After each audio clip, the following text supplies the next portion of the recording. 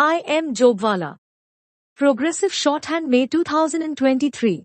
Exercise 5 and 6. 100 words per minute. इस dictation के PDF का लिंक डिस्क्रिप्शन में है। अदर यूजफुल मैटर के लिए हमारे Telegram channel I am Jobwala को ज्वाइन करें। Like share subscribe. Let's start. Sir, unless we produce a tax bill which is simple, which can be administered efficiently and effectively, I am afraid we are only creating more complications and opening avenues of corruption. I am sorry to say our legislations are always drafted in a manner which will give discretionary power to some people. I can submit a general argument that every discretionary power vested with any government official is always used in favor of the influential and the rich. Poor man will not be able to reach that official. So, there should be a law which gives minimum discretion to officials. Professor Caldor himself says that the three prime considerations that should be taken into account in framing an effective tax system are equity, economic effects, and administrative efficiency. But our present taxation system is neither equitable nor administratively efficient, and the economic effects are disastrous for all to see.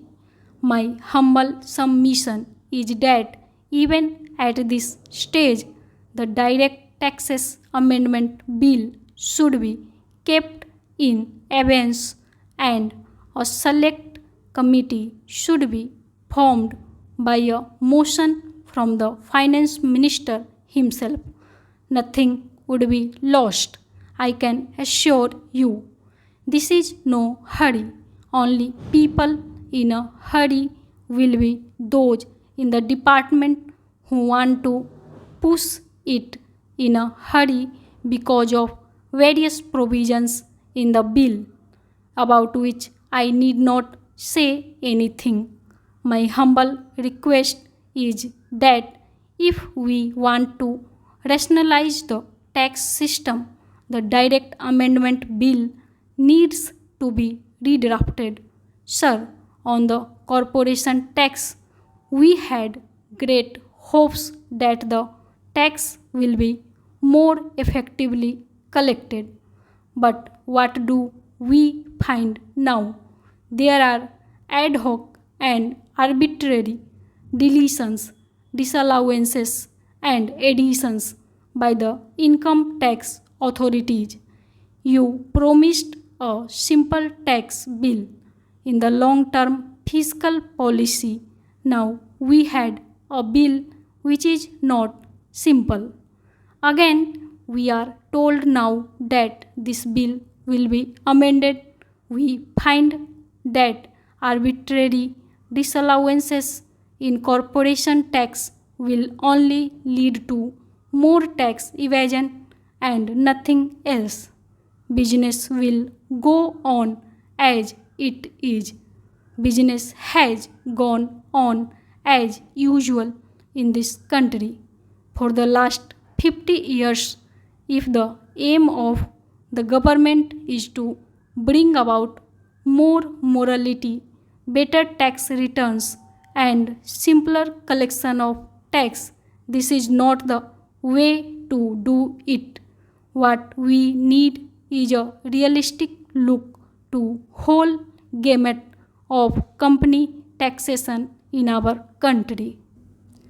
Sir, I would like to refer to what Professor Caldor has said in relation to company taxation. He has said that in company taxation, the general rule for allowances should be what is spent wholly for making profit during the year. Sir, even when the income tax officer agrees that the money has been genuinely spent, he says that he will not allow it. This kind of a provision will only lead to cheating. What I am trying to point out is that it will not work. Why do we make such laws which we all know cannot be implemented? Professor Caldor said, I am strongly of the view that the developments of the last 15 to 20 years, which imposed fantastically high marginal rates of tax while permitting the continuance of wide loopholes for tax avoidance, are highly pernicious in character. As Henry Simons said before the war, that the whole procedure smacks of a subtle kind of moral and intellectual dishonesty.